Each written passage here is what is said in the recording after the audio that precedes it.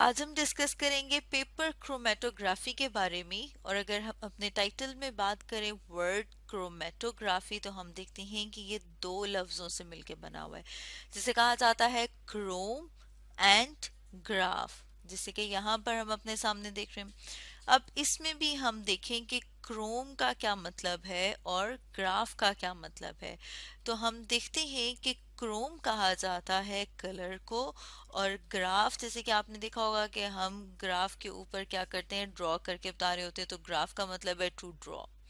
और paper chromatography जैसे नाम से पता चल रहा है कि इसमें क्या है, पेपर इस्तेमाल हो रहा है। जैसे यहाँ पर हम अपने सामने डायग्राम में भी देख रहे हैं, इस ऑपरेटर्स को भी हम डिस्कस करते हैं।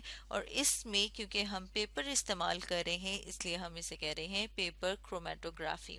और पेपर क्रोमेटोग्राफी में हम करते क्या है, हम कलर्ड केमिकल्स को सेपरेट करते हैं। और उसको किस तरह से किया जाता है, उसको समझने के लिए हम अपने सामने डायग्राम देख लेते हैं। जैसे कि यहाँ पर हम अपने सामने डायग्राम देख रहे हैं कि हमारे पास एक बीकर मौजूद है, और बीकर के अंदर कोई भी हमारे पास लिक्विड हो सकता है, जैसे कि हम यहाँ पर ले रहे हैं पानी। अब इस बीकर में क्या मौजूद है, एक इस तरह से वुड का, लकड़ी का पीस है, और उसके ऊपर पिन मौजूद है, जिस पिन के साथ हम पेपर को लगाते हैं, जिसे कि हम पेपर क्रोमेटोग्राफ भी कहते हैं। अब उसके ऊपर जैसे यहाँ पर हम देख रहे हैं कि हमने क्या किया है, हमने इंक स्पॉट लगा दिया है। और इस पेपर को हम इस तरह से एडजस्ट करते हैं कि जो यहाँ पर लिक्विड मौजूद है, जैसे कि यहाँ पर हम देख रहे हैं, तो ये जो हमारा इंक स्पॉट है, ये थोड़ा सा उसमें डिप हो रहा हो, जैसे यहाँ पर देख रहे हैं। अब होगा क्या, मतलब क्रोमेटोग्राफी जो है वो किस प्रिंसिपल के ऊपर काम करते हुए इनको अलग करती है, तो हम देखते हैं कि यहाँ पर जो कि हमने इंक स्पॉट डाला है, उसके अंदर मुख्तलिफ केमिकल्स मौजूद हैं।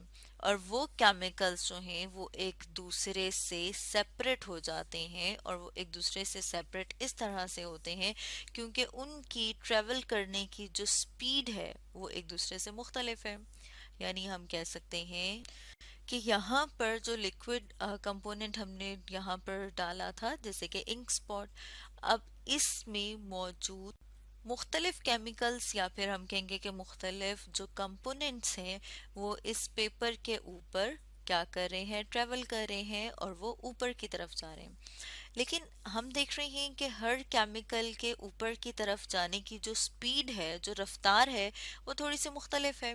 अब जो ज़्यादा तेज़ी से ऊपर की तरफ जाएगा, जैसे यहाँ पर हम देख रहे हैं कि येलो कलर है, वो हमें ऊपर नज़र आ रहा है। इसी तरह से हम देखते हैं कि जिसकी स्पीड कम है, वो उससे थोड़ा नीचे हमें नज़र आएगा। और इस तरह से ये क्या होते जाएंगे, इसमें जितने भी केमिकल्स हैं वो अलग से हमें नज़र आते जाएंगे, और फिर हम इनको आइडेंटिफाई कर सकते हैं। और हम देखते हैं कि जो पेपर क्रोमेटोग्राफी है वो ज़्यादातर इस्तेमाल की जाती है ये देखने के लिए कि जो हम खाना खा रहे हैं उसमें डाई मौजूद है, उसको आइडेंटिफाई किया जा सकता है पेपर क्रोमेटोग्राफी की मदद से।